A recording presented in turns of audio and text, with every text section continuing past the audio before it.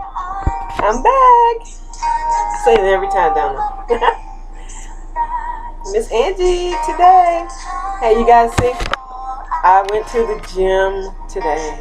I got a little puff up, and I got my Tupac scarf. Got my Tupac scarf on. I'm looking cool at the gym.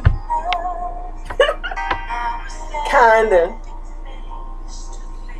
Anyway, I wanted to say hello to you guys today. I wanted to make a video today. Hope you guys are doing well, having a great time. Oh, school is out. Hey, all you guys are out of school. Yay! Yay! School is out. School is out. Yeah. That is so good. I'm happy for you guys. I wanted to talk to you guys today about strength. Oh, the song I'm listening to is Vanessa Williams, Save the Best for Last. I love Vanessa Williams, so beautiful. And she was just so gifted, talent, actress, singer. I think she produces some. I don't know, but I know she modeled. I think she won beauty contests and everything. So, very talented woman. Thank you, Vanessa Williams, for just being a wonderful person. And it doesn't matter what race people seeing you as, and people make a big deal out of that, and they don't celebrate the person. But I celebrate you, Vanessa Williams, because you are what God put together. And all people on this earth are what God put together. It doesn't matter if your dad is black and your mom is this, or your mom is this and your dad is white. And you are a human being on this earth, and you deserve to be treated as such. And you young ladies and young men, you know, a lot of young men don't feel like they are human, because they go through so much. They go through so much from the time of birth, and they never get to see really who they are. And I wanted to talk about that today, identity, because, you know, I really believe that there's an identity crisis today. And it's not just in black, in races that have color. There's an identity crisis in races who don't have a pigment to their skin just as much or more than any other races. Because when you have an identity crisis, you've got to make everything conform to how you need it to be to feel good about yourself. And you can have no pigment, little pigment, more pigment, extreme pigment. It could be just in a family. It could be in a relationship. It could be in the culture. It could be in corporate. It could be in any job situation. You have people in these places all over the earth who are in identity crisis of today. Crisis is breaking people down, and I heard someone say something the other day, and I thought it was so amazing. He was, I think it was Tony Gaskin. I love to listen to Tony Gaskin. Shout out to Tony Gaskin. Hi, Tony. And hi, Tony Gaskin's wife. I love y'all, Tony. I love the fact that you talk about your wife, and you talk so wonderfully about her.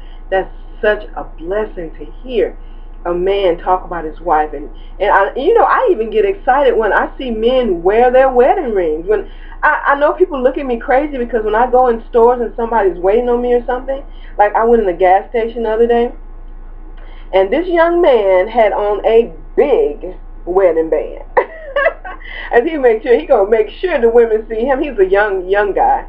He's got probably been in his 20s or something. And I was so happy. I wanted to say, young man, ooh, you're a blessing. You just made my day, boy. He had on his wedding ring, and it was big, honey. He was flaunting that ring. And that's how you do it. And so thank you, Tony Gaskin, and thank you to your lovely wife for being that kind of woman.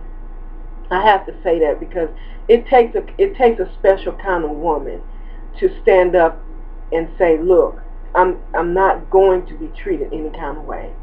And so she represented us women well. So you go, girls. I appreciate that.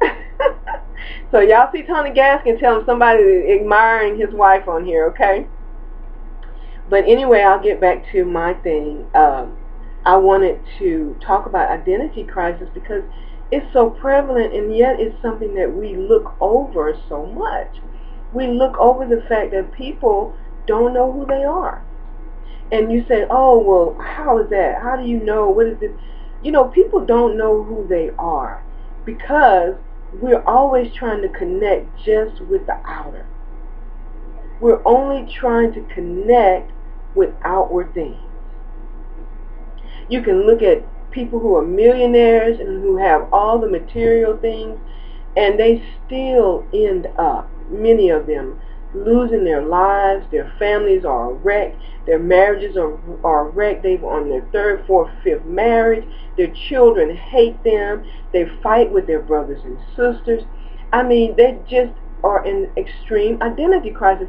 And money is not going to cause you not to have any other crisis. And that's where our children get mixed up. Especially children and men and women who don't actually have large inheritances left for them. They haven't had large amounts of money. Now, don't get it twisted, because some African people and some African American people have money. Do not get that twisted, because sometimes we tend to put everybody in one little bucket and mix us all up and got some kind of little stew. There are some black people who have some money. Yes, they do, honey. They have some money. And their children have money, and their children are living that life. So I don't want to put everybody in there, but some who haven't, as myself, some of us who have not grown up with that kind of spoon in our mouths, and there's millions of others who have not grown up with that kind of money left to us from great-grandparents, grandparents, parents.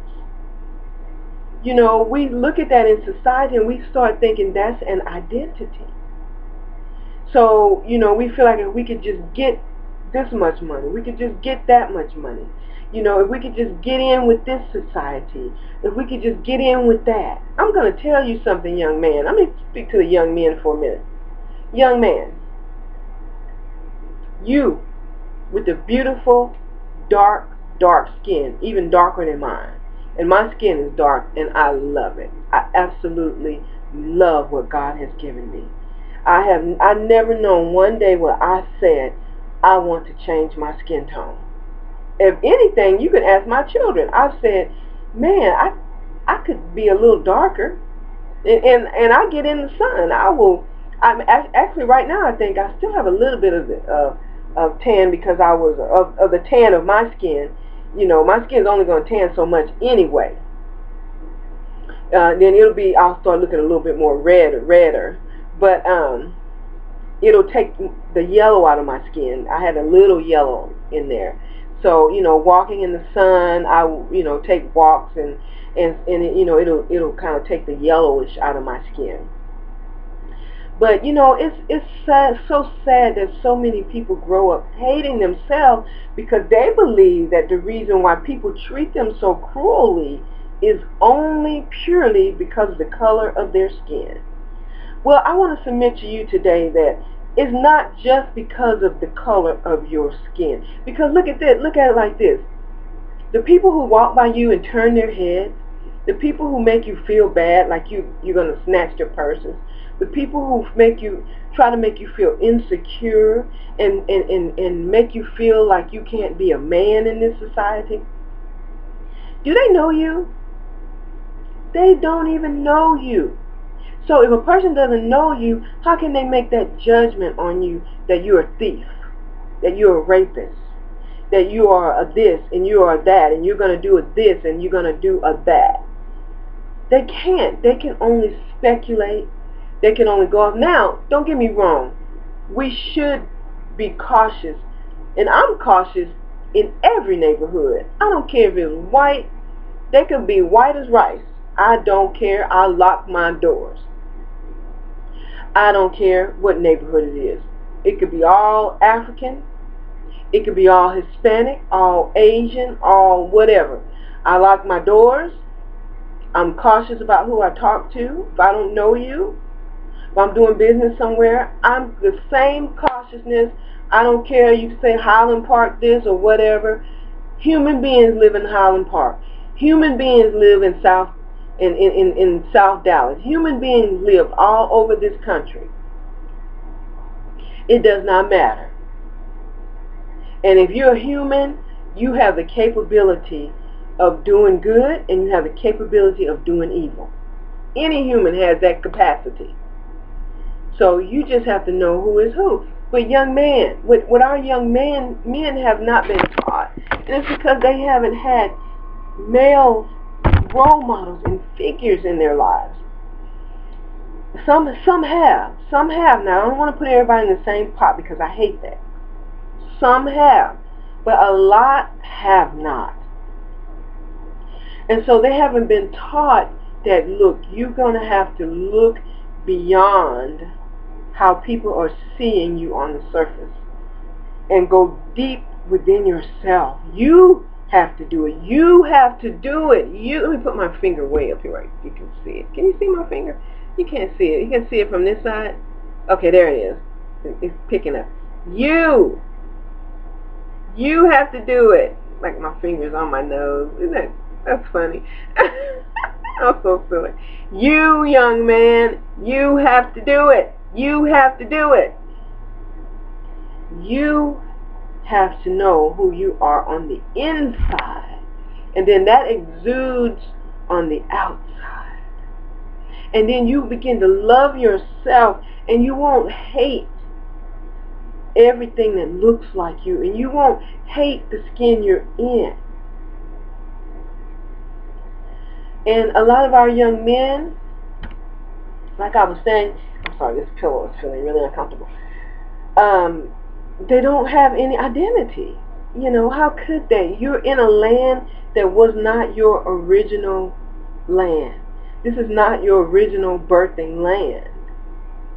If you're African American, well, really, most people, because we pretty much all got here at the same time in 1816? No. I'm sorry. I'm getting my history mixed up. But I'm going to say, was it 1617 or 1616? To the Americas now, to America. And I'm sorry if I got that wrong. I'll look it up. It's been a minute since I've seen that. But black people and white people pretty much came to this America around the same time, and they worked side by side. And it wasn't the racism and the colorism. The men were seen as men, and you worked together as men. And they worked fine together. You know, until other people come on the scene and say, look, I'm going to give you, Caucasian guy, I'm going to give you this, and this. You won't have to work so hard if you are willing to do this, and this. And so, you know, it became a divide. It became an issue. It wasn't you work for what you get and that's where you are. Is I'm going to show you favoritism if you're willing to do this and put this particular man under. And then it just kept snowballing from there, on and on and on, as black men in this country were taken advantage of and attacked and raped and beat and treated so unfairly.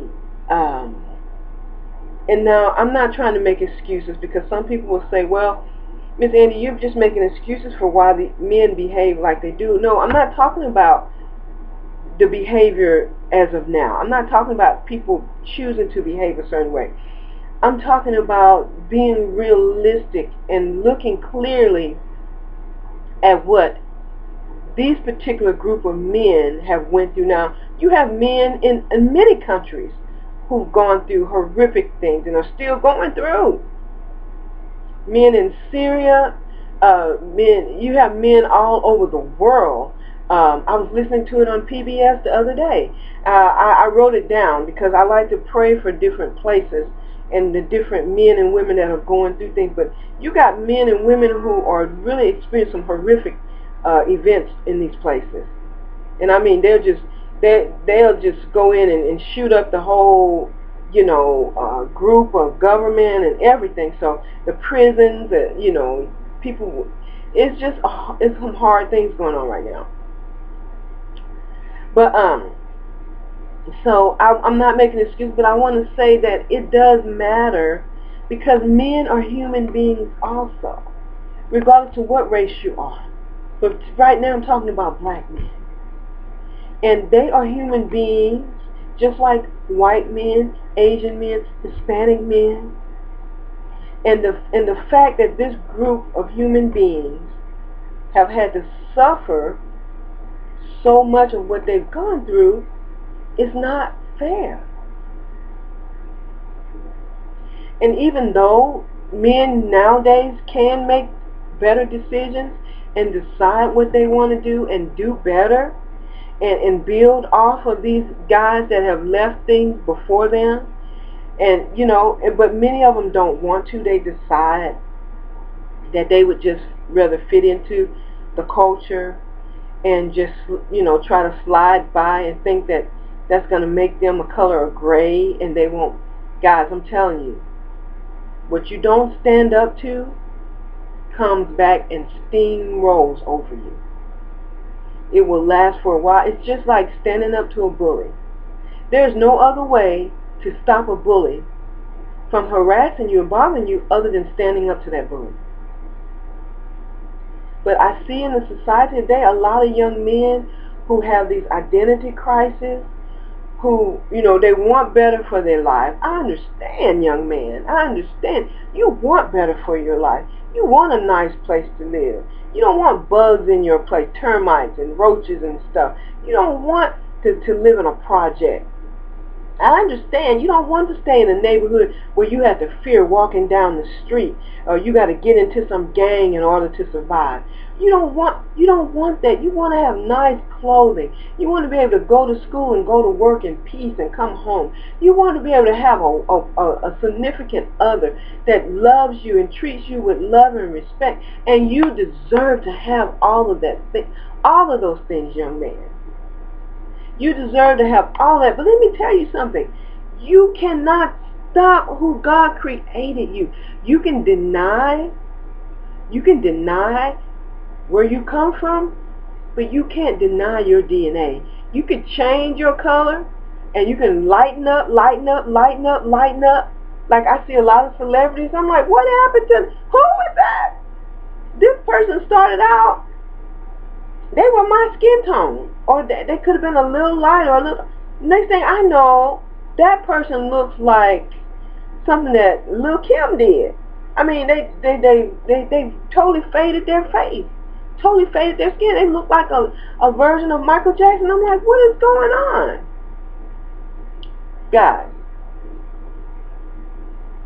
You're not going to find happiness in that. Because you're denying who you are. You're putting your fist in God's face and you're saying, God, what you made me is wrong. It's wrong because everybody tells me it's wrong. I can't have any peace at school. I'm tired of dealing with people's ugly faces at me. I'm tired of being denied jobs. I'm tired of this, God, and it's all because of this skin tone that you've given me. Why did you do this, God? Why didn't you make all of us one skin shade? Why?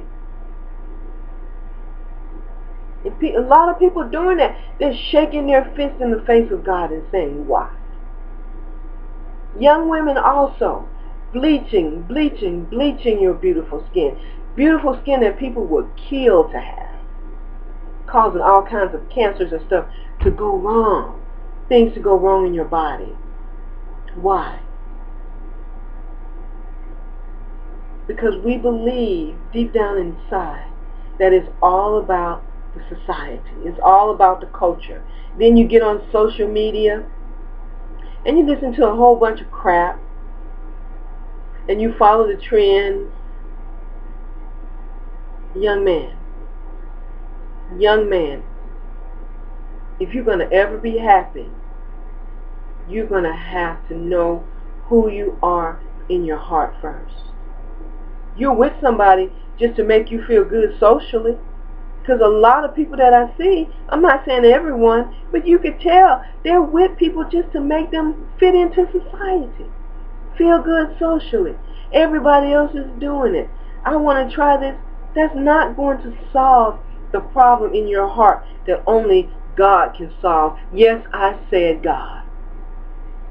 And I know a lot of young people, they don't want to hear it because they've grown up out of religion, but I'm going to tell you, it's true. You're not going to solve that with a young woman. I don't care what race she's from. She could have just floated down from heaven on a flowery bed of clouds. Her skin could be pure as the white driven snow. And honey, she cannot fulfill what's in your heart that needs to be fed. Only God can be a God to you, young man. You can't take a young woman and make her a God to you. I don't care who she is. That's why I don't like to hear ministers always talk about what the woman should be doing. Yeah, there is room for educating women on things, and there's room for educating men. But a woman can only do so much. A woman cannot be a God to a man. If you do this, you know what kind of burden that puts on a woman? Do you know what kind of burden that puts on a woman's back? To try to be some kind of God to a man? Only God can do that. Only the Lord Jesus can be that in a man's heart. Not a woman. He did not create us to be God. And I hear ministers say that this is how you keep your man. You know what? How you keep your man? If your man wants to be kept.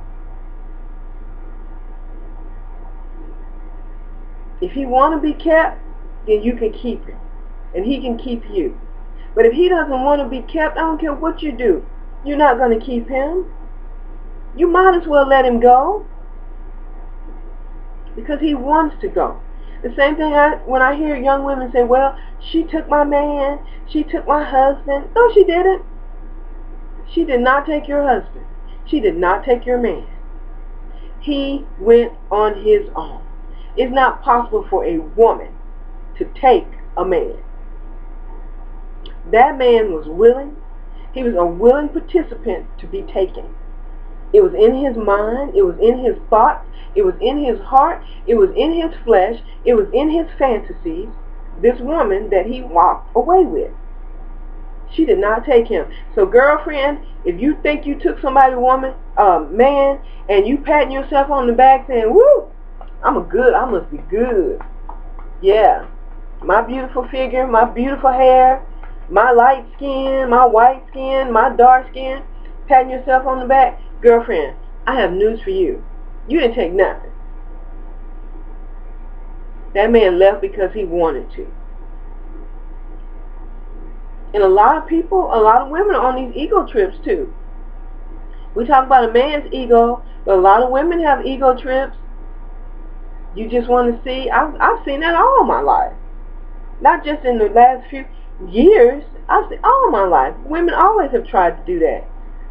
They just want to see if they could get this man. They could get him to turn their attention to her. And men do it too. But I was talking about the identity crisis of young black men who've had their fathers snatched from them, many of them, and taken through this prison system, who've had their grandfathers snatched from them, great-grandfathers, great-great-grandfathers. Many of them have not known men in their lives, just moms.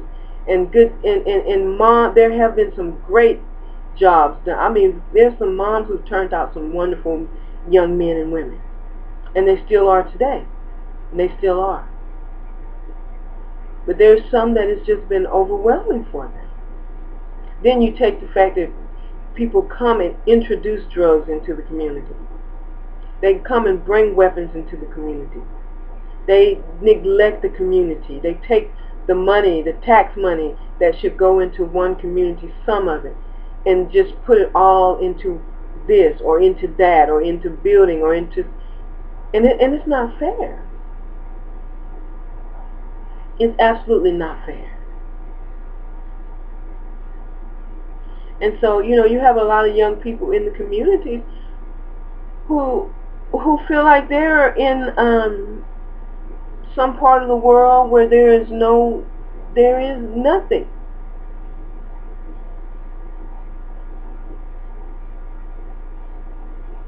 And it causes them to have such a crisis in their minds until they just don't want to identify with who they've been at all or who they are.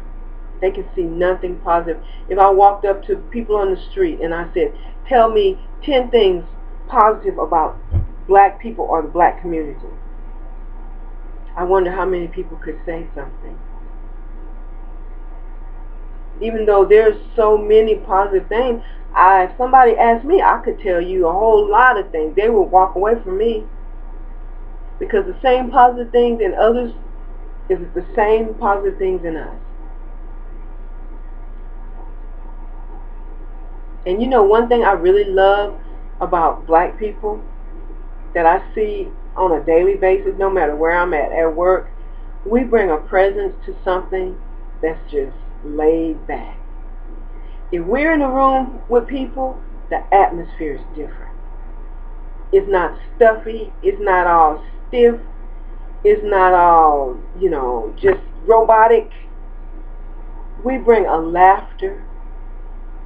We bring, I want to say a comfort, but we bring a, what do you call that word? It's kind of, I would say a coolness. We just bring a dance, as a people. We bring a camaraderie. We bring an essence. We bring a certain walk, a certain talk. And it's amazing how we understand each other's slang. I always say we're animated people, but we understand it because we read it from the body language. We read that from each other's body language, from each other's rhythm, because we have a rhythm. We walk in a rhythm. We dance rhythm. We speak in rhythm. Pretty much everything we do is a rhythm. It's a rhythm. It's a rhythm. And that's how we have so much rhythm with us. And yes, other people can learn the rhythm. They can learn to dance. They can learn to groove like we groove and move like we move and speak like we speak. That's cool.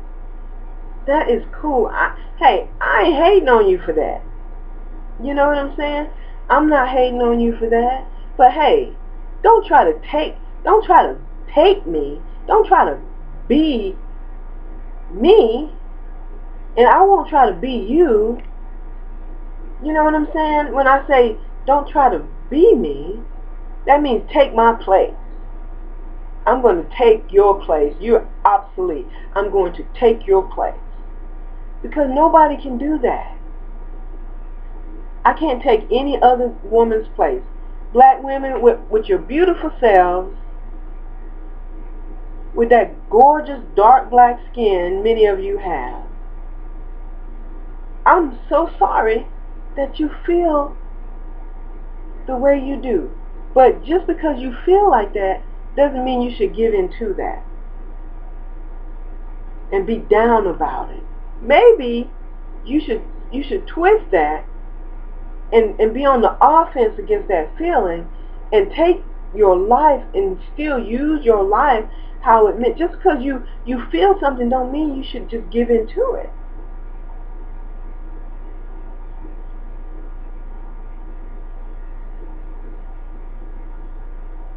Nobody can be you. Young man, you think because you go to a certain college, you got this behind your name, that in front of your name. You got this on your arm, that on your feet, this on your back. You're driving in that. You're still going to run into the same things that you've seen in your life. I don't care who you have babies by.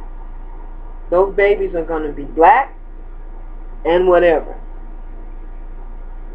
You're constantly trying to run away from who you are. Don't run away from who you are. Embrace it. When you embrace your positive culture, and your culture goes way far back than just the United States. This United States it's only been around for what? Well, 2000 they said, 19. But the world that you've been in has been around for millions and millions and millions of years. And your ancestors walked around this earth, I don't know how many times. Your ancestors did. They had to, because any amateur scientist knows that you can pull every color from black. And in my face, my tone is not black enough. You from my face, you can pull quite a few colors from this kind of black. You can pull some light browns. You can pull some lighter colors, go on down to white. You can pull it from this skin tone. But for you to pull all those races, you need this color black. You need this kind of black to pull all those races down to me, on down to no pigment whatsoever. You need this. So instead of fighting people that have this kind of skin, we should be celebrating them. Because from this kind of skin, we've all come. And that's why Satan hates black people so much.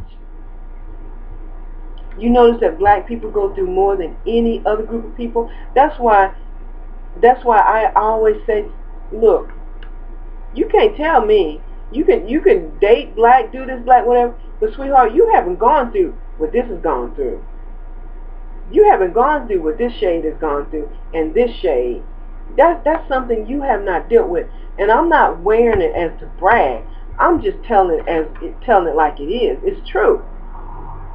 You have no idea what black people have gone through in this country or in this world. And just because you can get with somebody or do this or that, nobody can take your place, black woman, just because this, that, the other. You are more than just dark skin. You're more than just black children. You are more than just a black man on your arm.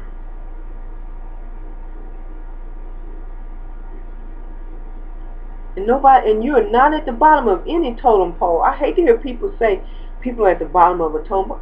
What totem pole, and who built the totem pole? Unless that totem pole came down from heaven from the Lord Jesus Christ, you're not at the bottom of anything. That's a lie from the pits of hell. So Adam and Eve had to be black in order. And I know people say, well, that's nothing, it shouldn't matter. Well, it only shouldn't matter when we say it. It only shouldn't matter when I say it. When anybody else says something else, it matters. It's history. It's to be explored.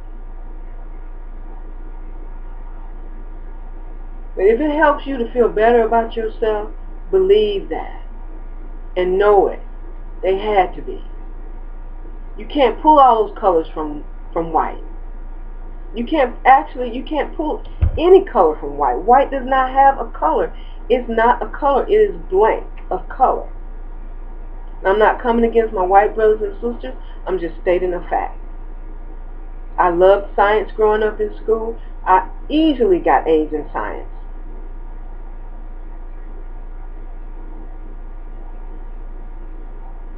So wouldn't it make sense that Satan, who hates God, who created something after his image and his likeness, who loves all kinds of color, would hate you, black young man? Wouldn't that make sense that he would hate you? You, that's this color.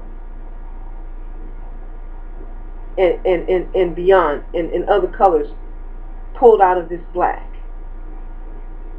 Then it makes sense he will hate you and fight you and come against you. Young man, you're fighting the wrong people. You're fighting innocent people. You should be fighting the devil. You should be fighting, and I don't want to make that sound like super spiritual, but you should be fighting the evil that's coming against you.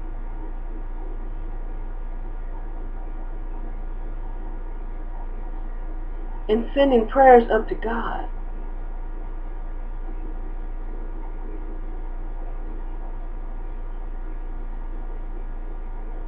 And I feel so sad because our young men, they don't know what they should be doing. They just don't even know what they should be doing. So they're just trying to snatch a little bit of happiness, like that movie said. That's that lady from A Thin, I forget her name, I'm sorry. She played in A Thin Line Between Love and Hate with Martin. She's so good in those roles. She just played those roles so good. And she said, I just snatched my little bit of happiness, and I'm not going to let it. And that's what a lot of people are doing. They're like, I'm tired. I'm tired of fighting. I'm tired of fighting white people. I'm tired of fighting this people. I'm tired of fighting. And they just feel like they're tired, and they're going to snatch them a little bit of happiness. They don't even care. And I do understand, but our fight is not against white. It's not against black. It's not against Asian. It's not against Hispanic.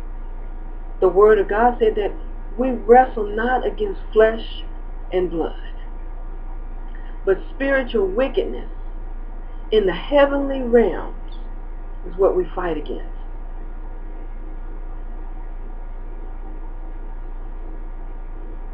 I wish our young men had a right identity. Not to put us over anybody or above anybody or fight anybody. I would just like to see them love themselves. I see some young men wear their natural hair, but when they look at a black young woman, they have despise in their eyes.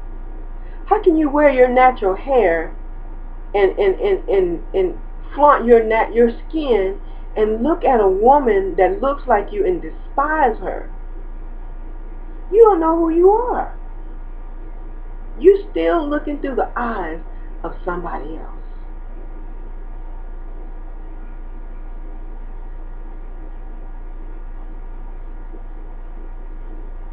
You do not know who you are. I don't care. And you don't love yourself. A lot of young men, they'll argue, I love myself. I love myself. You can't tell me I don't love myself. Well, you love yourself in the sense that you feed your body, you go work out, you take a shower, you go to the doctor, you do this and that, you take care of your teeth. Okay, I get it. You love yourself. But you don't love your ancestry. You don't love your DNA. You don't know where you come from. You don't care who you come from. Do you love your God? Who is your God? Do you even know God? Let's start with that. Do you even know God? Well, if you don't know God, let's start right here, right now with this. What you need to do is say, God, okay, I'll tell you like I tell other young men that I meet on the street and I talk to them about God. And they'll tell me, blah, blah, blah, Miss Angie, blah, blah, blah. Which God? So, you know what? I'm going to tell you just like I tell them. You don't have to take my word for anything. You don't have to. But what I'm going to tell you is call on the name of the Lord. Just call God and just say, Lord, look, this is me, Baba Booey. You know me, Lord. I've been down here on this earth, walking around, doing whatever, with whoever and whoever. I want to know Are you real? This lady named Miss Angie always up in my face saying this, that, and the other. Talking about Jesus and Holy Spirit and you, God. I want to know, are you for real? If you're real, then show yourself to me. Send me somebody else to talk to me other than Miss Angie. Send me 3 people. Send me 5 people. Do whatever. Show me a dream. Give me a dream, God. Give me a vision. God, you real? Show yourself to me.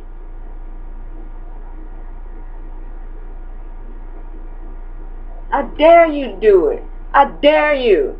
I double dog dare you. I got that from Kenneth Hagin.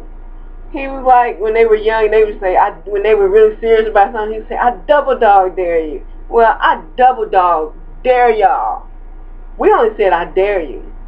We like, I dare you do it. Do it. Do it. You scared? Right. You scared, right? To ask God to show you. If he showed you, you're going to believe it. If he, I had young men do that. God, I said, God showed you anything? Yeah. Well, you believe? Well, what do you mean? You asked him to show you, then he showed you something, and you don't want to believe it. You just don't want to believe. Well, don't blame it on him. Blame it on you. Just say, I don't want to believe. I don't care. I just want to believe what I want to believe. But if you want to know, then you need to know. Because you don't want to leave this earth without it. Like they said, don't leave home without it. Honey, you don't want to leave this earth without it. You going to take a chance on leaving this earth without it? Okay. You may not believe, but because you don't believe something doesn't mean it's not true. Now, you can believe, you cannot believe that you can go outside, get on the train, go downtown to the government building, get past all the security, go upstairs, go into a courtroom, and start acting like a plumb fool in that courtroom. And you don't have to believe that people going to come up in there with suits and guns and carry you out of there. Hopefully carry you out of there alive. You don't have to believe it, but you just go down there and do it. You're going to be jacked up, dude.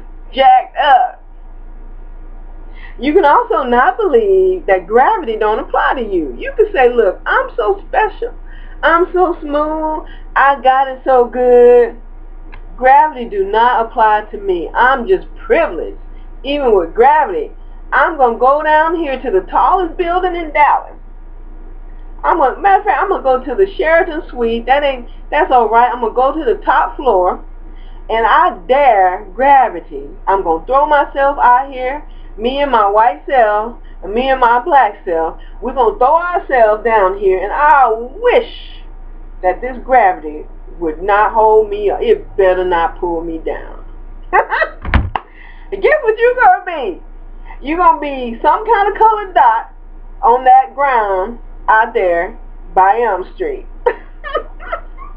And they're going to be coming to sweep you up and making that phone call telling your loved ones that you done lost your mind and threw yourself off something.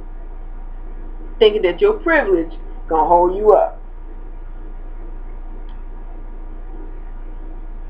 I'm just being funny. I'm just being silly because that's how we see things a lot of times.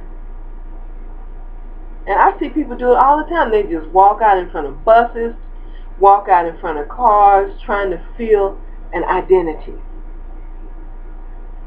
That's just stupid. You're not proving anything. You're not proving privilege and proving that you're somebody by taking your life for granted and throwing it out in front of a bus, walking out in front of trains, daring people to hit you because you're privileged. You feel like something nobody should do. That's dumb. And I see it from all people. And it's just dumb. Because it's possible you can get hit. Now, that person may get in trouble, but that's not going to bring your life back. You better be ready to go if you're doing that kind of stuff. You better be ready to see Jesus.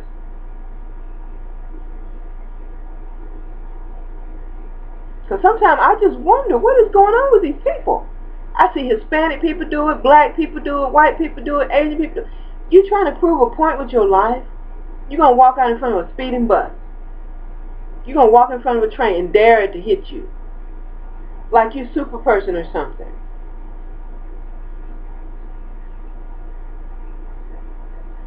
Young man, it's time for you to wake up. Stop hating yourself. Stop hating your color. Stop hating yourself. Call on the name of the Lord Jesus. Ask Him to show you why you're here on this earth.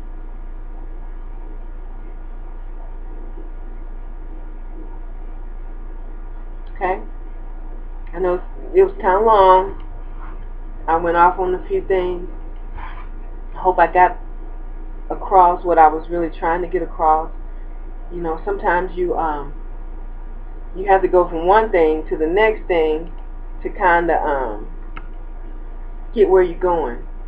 But I hope it makes sense to you, okay? Your chance have not passed. There's still a lot of good left. All the good is not taken off this earth. There's some good still on this earth. Hey, this is Miss Angie. I hope you have the best for last kind of life. Everything you're dreaming about comes to you, okay? See you later.